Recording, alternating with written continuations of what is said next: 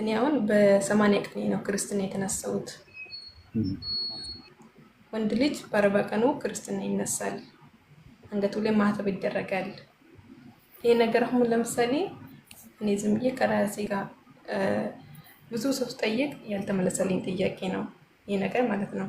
እኔ ከተወለድኩኝ በኋላ ለምንድን ነው ለኔ እምነት የተሰጠኝ ለምንድን ነው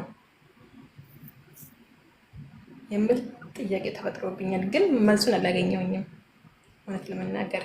ይሄ ደግሞ ሲሆን እኔ በራሴ ምን አልኩኝ፣ እኔ ስፈጠር ከመፈጠር እኔ ሙስሊም እንደሆንኩኝ ነው ማምነው አሁን ላይ። ምክንያቱም እንዴት ክርስትና ተነሳሁኝ? ክርስትና ተነስቼ ለእኔ እናት አባቴ ናቸው እምነትን የሰጡኝ እንደማለት ነው እንትን ያደረኩት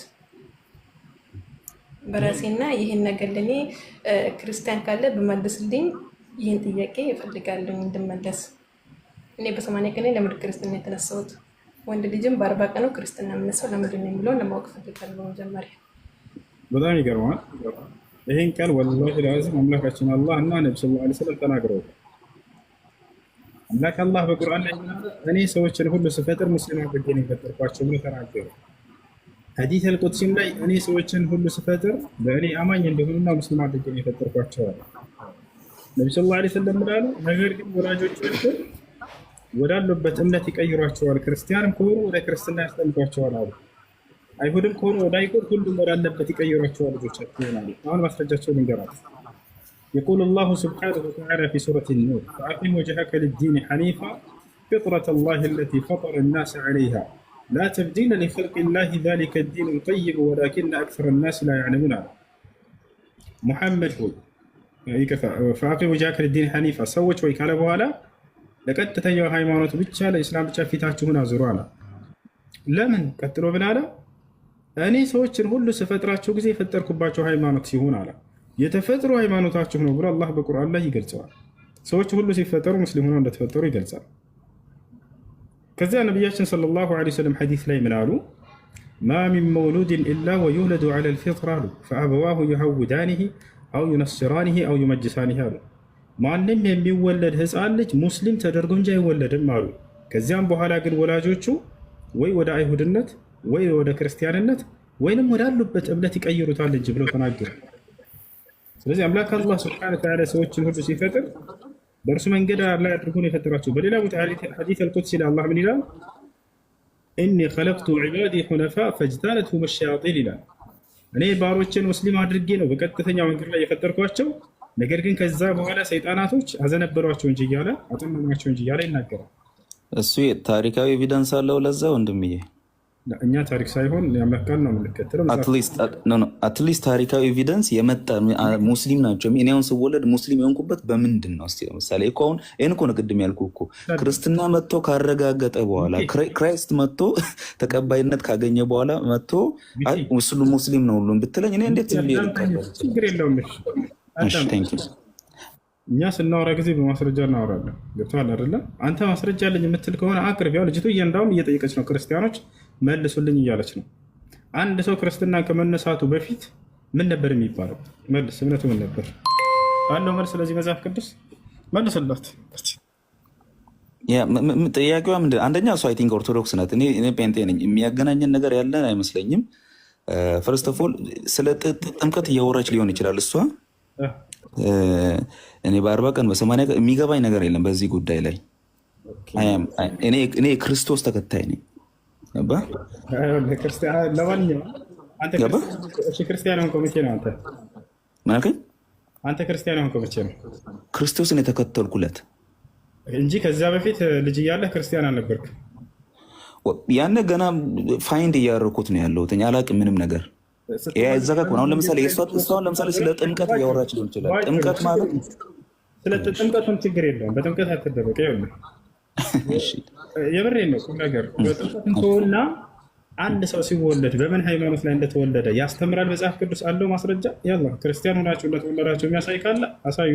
እኛስ አለን ቃል በቃል አላህ ሱብሓነሁ ወተዓላ ሰዎችን የፈጠርኩባቸው ሃይማኖት እያለ ይገልጸዋል። ኢስላም ያሉ አንድ ልጅ ሲወለድ መጀመሪያ ምን ያውቃል? ስለ ሃይማኖት ስለምናምን ምን ያውቃል?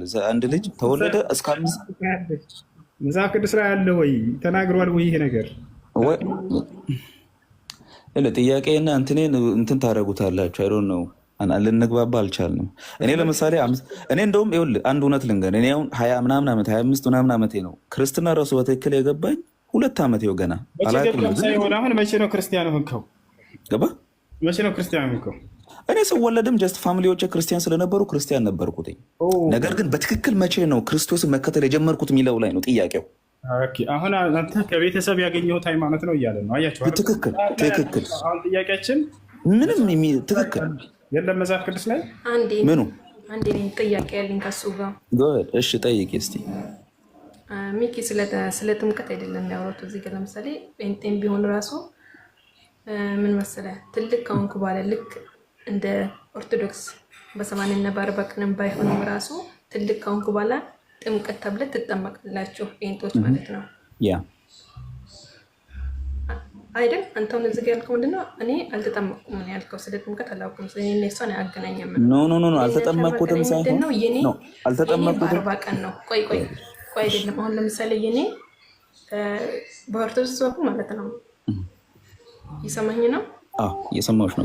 ወንድ በ40 ቀን ነው፣ ሴት በ80 ቀን ብዬ ነው ያለው እዚህ ጋር። ግን ደግሞ ጴንጤዎች ጊዜ የላችሁም። ያኔ ጊዜ የላችሁም ስለ እንዲህ በ80 በ40 አይደለም። ትልቅ ከሆናችሁ ካደጋችሁ በኋላ ነው ሄዳችሁ የምትጠመቁት። ጨረስሽ? ነገር ነው።